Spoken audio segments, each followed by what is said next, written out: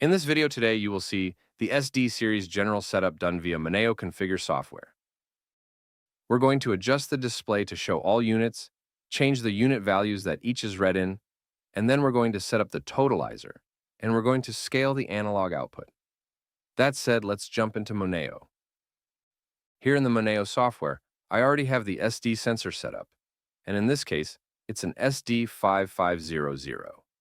Start out by going to the Parameter tab and select Setting of the sensor display. Here you want to start by having all values shown on the display with L4.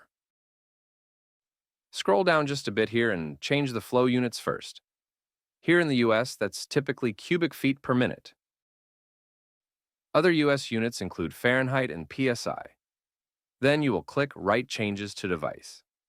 Next, come back up to the top of the menu section here, where you have Output Configuration. You want to click on OU1 and select IMP for pulse output. You will now see the impulse output section below. This is where you set up the volumetric quantity that you want per pulse. In our case, we'll keep things simple and do 1 cubic foot. IMPR1 will be set to yes, so that every cubic foot is an individual pulse. Under Analog Output 2, there is ASP, or the analog start point, you typically leave as 0. For analog endpoint, where your 20 milliamps is scaled, is where you would make changes. After changing any values, always click Write Changes to Device.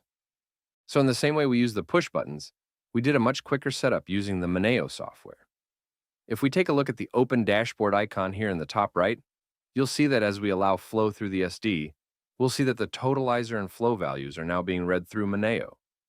This has been a quick Moneo setup of an SD sensor.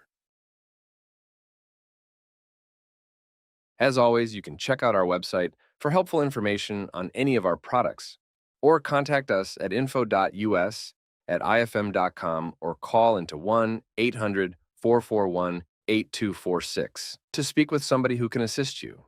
Thank you for your time and have a great day.